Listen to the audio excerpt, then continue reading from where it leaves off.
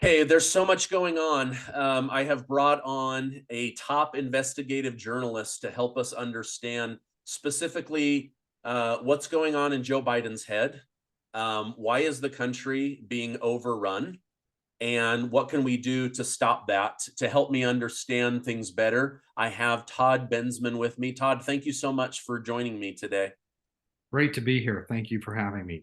So I recently interviewed General Michael Flynn and also Colonel Douglas Macgregor, and they both told me in no uncertain terms they believe the United States is under attack and that our southern border is being invaded. I know you've written about this extensively. What are your thoughts on this? Please help us understand what's going on at the border. Yeah, I mean, I tend to stay away from, kind of charged words like that. I mean, it's enough to just show the numbers. And the numbers by every metric of people coming across and being allowed in and attempting to get in and running and getting away and every pathway into the country is by far the greatest in U.S. history. We have never come anywhere close to this. Not even a third of these kind of numbers coming over the border, over the southern border, and that an unprecedented number of those people who have come over the border have gotten into the country, have been allowed into the country, affirmatively permitted to process in and to stay in the country, and may very well be here for the rest of their lives, permanently, legally or otherwise. We're looking at about 5 million. That's on the low end of it's kind of a conservative estimate. I'll stick with kind of conservative estimates because those are bad enough. Yeah. People that have actually entered the country to stay in 36 months. Millions more are coming right now as I speak to you.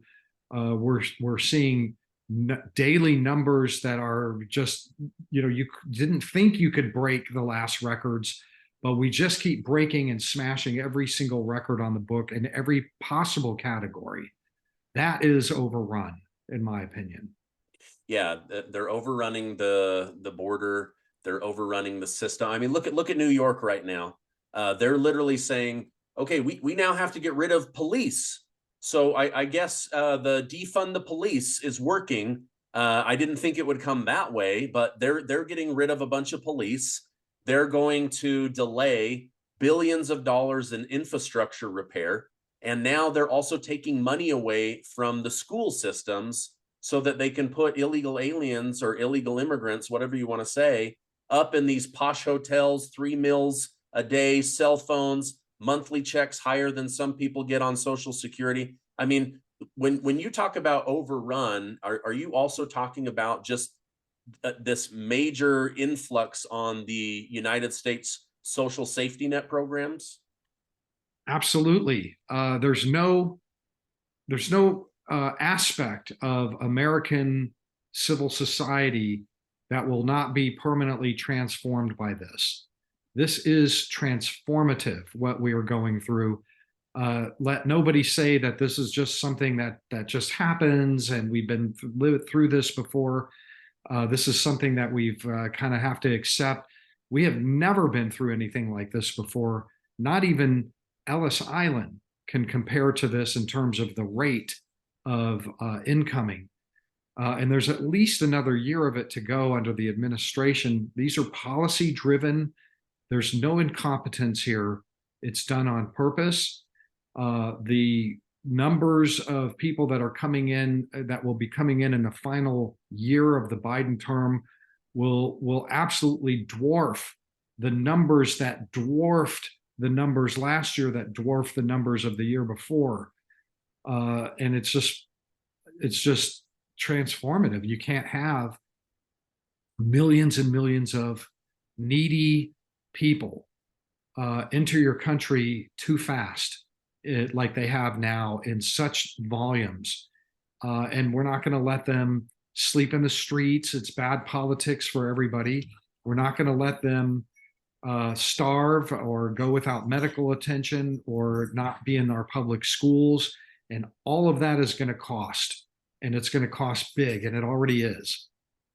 Yeah, I read just a couple of days ago that the cost is going to be in excess of $450 billion. Yes. That's Yeah. 4 Russia-Ukraine wars all in one year, hitting the American taxpayers, hard-earned, forced to be handed over money for programs that they don't even get to benefit from. Yeah, these are unfunded burdens. These are unexpected costs. You have cities across America. Some of them are squeakier wheels than others, demanding federal bailouts because they didn't account for this. They couldn't possibly have accounted for this. They didn't care when it was happening. These are mostly Democratic controlled cities. This is something that will not only impact on budgets, but they're going to be criminal justice clogs. Our systems, all of our systems of basic civil society are going to be impacted by this beyond just the billions of dollars. There'll be second and third order issues like increased criminality and increase certain kinds of criminality, murder and rape and, child molestation and things like that. You're going to have a lot of gangbangers coming in, and we've got more people coming in who are on the FBI's terror watch list than we've ever had before. People coming in from every part of the globe, and we have no idea who any of them are. It's the ultimate stranger danger. Yeah. You were recently on with Tucker Carlson on his show on X discussing this. Do you believe that we already have terrorists coming into the country, and are they the biggest threat, or is it just normal, average people with no money depleting the system faster at a faster rate than we've ever seen? Which one? So are they coming in, and which one's more dangerous? Right. I mean, it's not really a question of either or. I mean, we're going to have to face both of these problems. I do believe that the threat of terror attack from the southern border is significantly elevated right now. I never thought it was a massive threat. I thought it was a controlled, that we had a pretty good control of the border infiltration issue. I wrote a whole book about this called America's Covert Border War.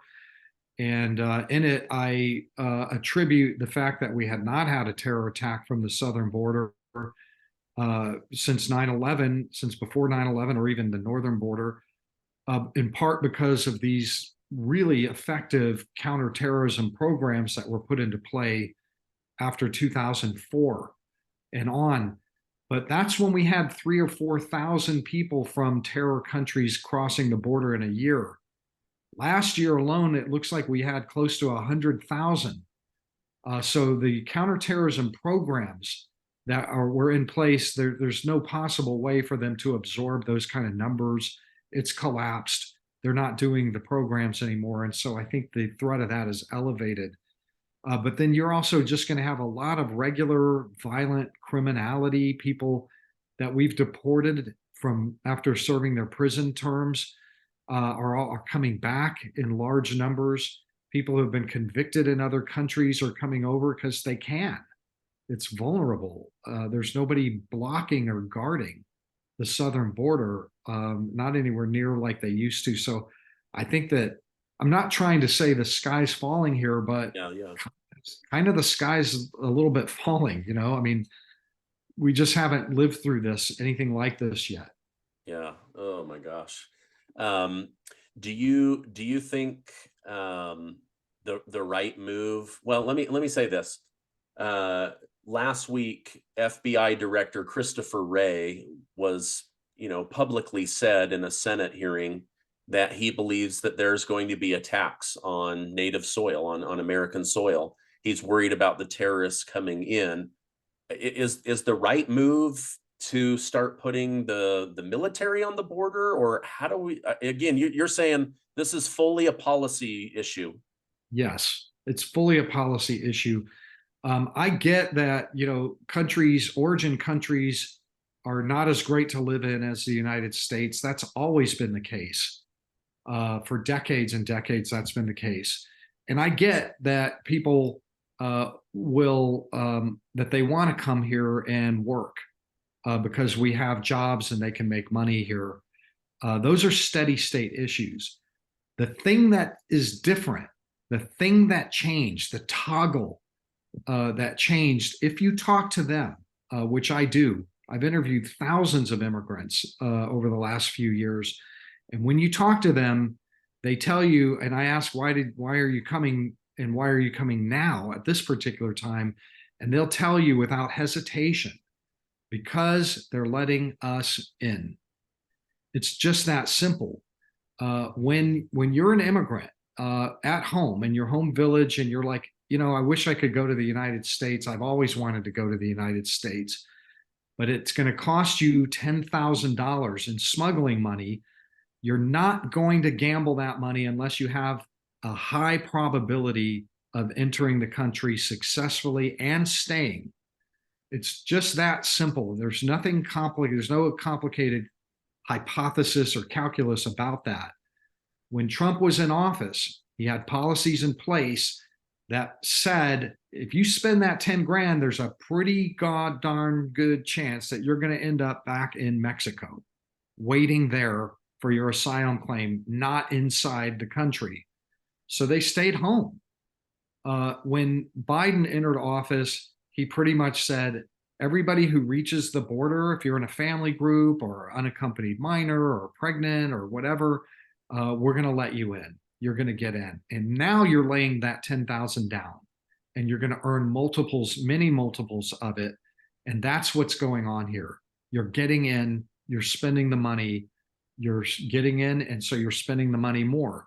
And the word travels fast down trail and villages are emptying out. There's a population transfer going on from these countries into the United States because we're letting them in. I never considered it that way. I mean, like I invest money all the time. Like I don't invest in things that I think I'm going to lose, right? Like if you buy this house, there's a 100% chance that the government will take it from you, right? I'm not going to buy that house, right? You can buy this house and there's a great chance that it's going to increase in equity, right? Same thing. If you come during the Trump years, you're going to be kicked back to Mexico. Don't waste your 10,000. Now they're saying you're going to get in, you're going to get a lawyer, a cell phone, monthly money. You don't have to wait in Mexico. You can wait in America earning money for the next 10 years until your trial comes up. That's a brilliant analysis. Well, I mean, I wish I could say it was brilliant on my part, but the truth is all you have to do, all anybody has to do is just spend a little bit of time with the immigrants and ask them, like, how did you come to this family decision where you're going to sell your shack or your car, your TV, and all your pots and pans and dishes and leave your family and friends, and you're going to do all of this, you're going to uproot. Like, what's the calculus there? How did you come to that family decision? And they'll lay it out for you. They'll just tell you. Anybody who asks, I ask this all the time. I get the same answer. It doesn't matter what nationality. It doesn't matter anything. And they don't tell you I'm fleeing death. That's not what this is about. That is not what this is about. Wow. So the land of opportunity is flashing an open sign. It's return on investment. And a lot of these people don't have the 10 grand or 5 grand or whatever. So they're having to borrow it. And if they do have to borrow and they got to pay it back with interest, or if they borrow it from the bad guys, they could get hurt if they didn't pay it back. You want to know you're getting in. You have to get in before you drop that kind of cash on the green felt. Yeah. Well, and sadly, some of these women and children, they're paying for it with their bodies. I don't want to get into that, but okay, so we're being overrun. I'm convinced of it. You're convinced of it enough that you wrote a book titled Overrun. Tell my viewers a little bit about what else they're going to learn about in your book. Well, it's the only book that has been written about this mass migration crisis, how it began, exactly how it began, on which day it began. You can actually trace this to a particular day that it began, which was Inauguration Day. And you're going to learn that the impetus for this actually was a group, like a kind of an ideology, a cabal on the far progressive left that became empowered after Trump was elected and throughout the Trump years, and became crucial to the Harris-Biden candidacies' ability to break through to win the nomination from among those 15 candidates that there were at one time, and then to go on and win the election. And why and who those people are, how those people are now running the immigration portfolio for the White House as payback. That those people are part of an industrial, kind of a migrant advocacy industrial complex that profits from the volume. Their organizations profit by the head. Their organizations are fat and wealthy beyond anything that they could ever imagine. And they're the ones that are driving this policy. They'll learn about Mexico's complicity in the progressive left's plan to create this crisis, because it benefited Mexico too, and really all of the countries south as well. Everybody is winning except the U.S. taxpayer here in the U.S. and the American citizen and American sovereignty. And I take you right through how the Mexican Parliament, their Congress, actually passed a law 48 hours after the U.S. election that set up the mass migration crisis to begin on Inauguration Day, and how thousands of them rushed the border and waited for Inauguration Day, and then bam, they poured through. I was there. I spend as much time as I can telling you what it's like on the ground, what it was like, how this thing developed, and what the orders were, and the order of battle all the way through, and then finally how to get out of this mess on the day that we're in position for somebody to decide we're going to end this as soon as possible. Yeah, I like that. The immigration industrial complex. It really is just a money-making scheme that benefits so many people other than the American taxpayer, which, just like all these foreign wars, we're the ones left holding the bag. We're the ones that get screwed over financially. Final question for you, Todd. I don't know if Trump will win. I don't have a crystal ball, but if he was, based on some of the speeches he's giving of shutting down the border, military on the border, return to Mexico, the biggest mass deportation the world's ever seen, basically shutting it all. Does that flow, does that overrun, does that invasion come to a standstill? I believe that the policies that he's talking about would probably end the mass migration in about 48 hours, maybe 72 hours tops. What he's talking about is removing the return on investment of that smuggling money immediately. And they'll stop coming even before inauguration. Just the talk of it will suppress, so that, by the time he gets into office, the numbers will be in a sharp decline, because they're not sure when it's going to start, if it might start a little early, et cetera. There might be a big final rush, but then on Inauguration Day, all you have to do is implement Remain in Mexico, and your return. Nobody is coming for the great Mexican dream, I'll tell you that. Yeah. When they end up in Mexico after spending all that money. The deportation part of it is going to draw litigation, and it's going to be really difficult because a lot of these people are now already in the country, putting down equities, having, American citizen babies, and you're going to have TV cameras kind of focusing in on roundups of like pulling children out of school. And I believe that the large scale detention, because we ended detention in this country on Inauguration Day. We don't detain people. We don't deport people really anymore, not in any significant number, not even criminals. We've let everybody stay here. And I do believe we have the infrastructure in place to actually start rounding people who are illegally here with judicial orders for their removal into places, into normal detention centers, and pending their actual deportation. The law, as it's written, says, thou shall detain everybody who crosses the border illegally. You must detain everybody. We just blow it off. Trump's talking about just saying, we're not going to blow that off. We're going to actually follow the law, which is to detain and deport after they go through their adjudications. So I think that alone would be an incredible disincentive, an incredible deterrence, that you're actually not going to be free to run around with a cell phone or an ankle bracelet or a pinky promise that you'll show up voluntarily someday, that you're actually going to be stuck in a detention camp until you're gone. They will not come. I'm telling you, I spend so much time with immigrants, and they will not come if they know that they're going to be stuck in detention. Wow. Oh my gosh. Wow.